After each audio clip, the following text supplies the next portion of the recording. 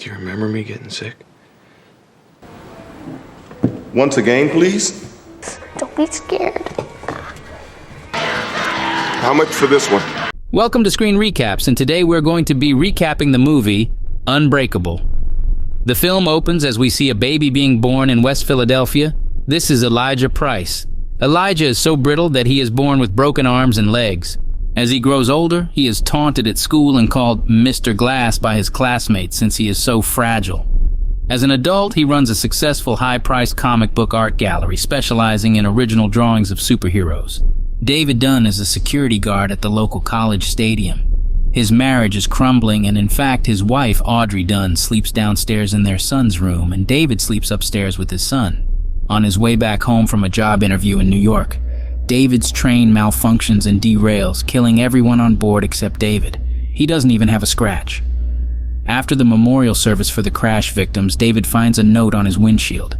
It's from a store named Limited Edition, Elijah's store, and the note asks, "How many days of your life have you been sick?"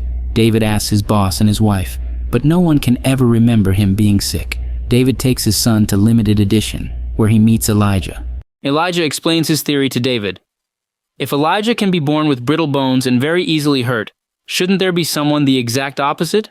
Elijah has researched every disaster to find a sole survivor without a scratch, but has had no luck. After years of searching, he finally has found one in David Dunn. David thinks it's interesting, but really just thinks Elijah is nuts. Back at the stadium, David gets a call that there is someone there trying to sneak in and asking for David. It's Elijah, and he starts explaining his comic book theories to David. Theories about everyday men being superheroes, having powers they haven't yet realized, and so on. David bumps into a guy in line and tells the security at the end of the line to start frisking people. They watch as the guy David bumped into sees everyone being frisked and leaves the line. Elijah asks David what that was all about, and David tells him that when he bumped him, he had an image of a certain kind of handgun. David goes back to work, but Elijah follows the guy David bumped into. They go down a long flight of stairs. Elijah falls, shattering his leg and breaking several other bones, but the last thing he sees is the man's handgun, just as David described it. Back at home, David is working out in the basement with his weight set. His son believed everything Elijah said about David being a hero with a special gift. David still doesn't believe. David asks his son to take some weight off, but without him knowing, he puts more weight on. David lifts 250 pounds, the most he's ever done. His son continues putting on more weight until David is now up to 350 pounds.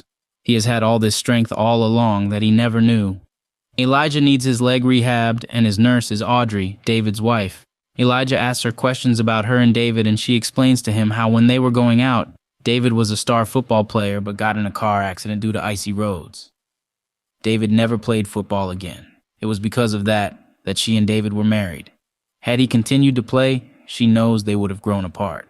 Back at work, David gets a call from his son's school that his son has been hurt. His son had hoped that some of David's superhero traits had rubbed off on him. He tried to protect someone that was being picked on and instead got hurt in the process.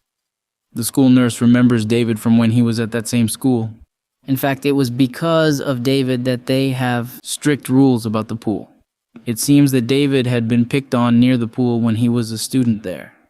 He fell in and was left in the pool to drown. He was found at the bottom of the pool, but somehow survived. David tells this story to Elijah, that in fact, David can get hurt. Elijah tells him that every superhero has a weakness. David's kryptonite is water. The water from the pool and the water from the icy roads. David's wife decides that him surviving the train crash is a sign that maybe they should give their marriage another try. They go out on a date, and he explains to her that he felt their marriage was over when he stopped waking her up after he had a bad dream. The next night, David breaks into the train station and examines some of the wrecked trains. He starts recalling his own car crash from years earlier and remembers that he wasn't hurt at all. In fact, he had to use his superhuman strength to rescue Audrey from the flaming vehicle. He goes to Elijah and tells him he is right. He has never been sick or injured in any way. Elijah tells him that it's no coincidence that David is in the security field. He needs to go to where people are and protect them. It's a rainy day, and David, wearing a hooded rain poncho, heads to Penn Station. Hundreds of people are passing by. Whenever someone bumps into David, he has a vision of that person doing something evil. One is a jewel thief, another a rapist, But when the maintenance man bumps into him, David gets a horrible vision. The vision is of the man going to someone's home and killing the homeowner. David, still wearing the poncho, now looking more and more like a superhero's cape, follows the guy as he leaves work. The guy goes to a nice house in a nice neighborhood. David sneaks in the back and finds the dead homeowner inside. He goes upstairs and rescues two sisters tied up in their bathroom. He goes into another room and finds the mother tied up. The window is open and David looks out. When he turns back around, there is the maintenance worker who pushes David out the window. David lands on the backyard pool that has its winter cover on. Suddenly, the cover starts collapsing with David's weight, and he gets all tangled up underwater with the cover. He is drowning again, but the two sisters force a pole down to him, and David grabs it and is saved. David heads back upstairs and wrestles with the guy and finally kills him by breaking his neck. The next scene is David back at home, hanging up his cape and carrying his sleeping wife upstairs to their bed. She wakes up and asks him what is wrong.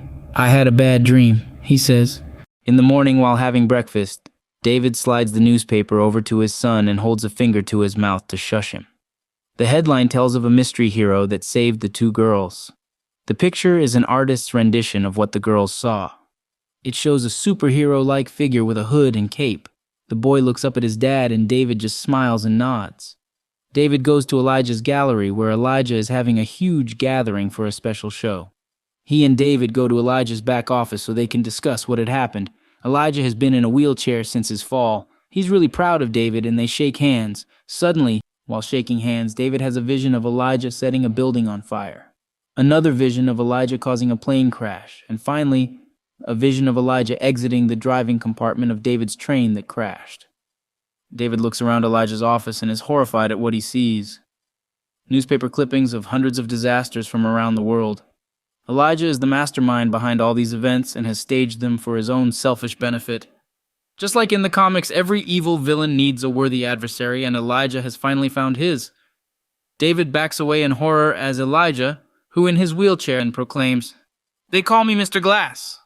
Just before the final credits, a message appears that says that David contacted the authorities, and Elijah is now in an institution for the criminally insane. I thought I was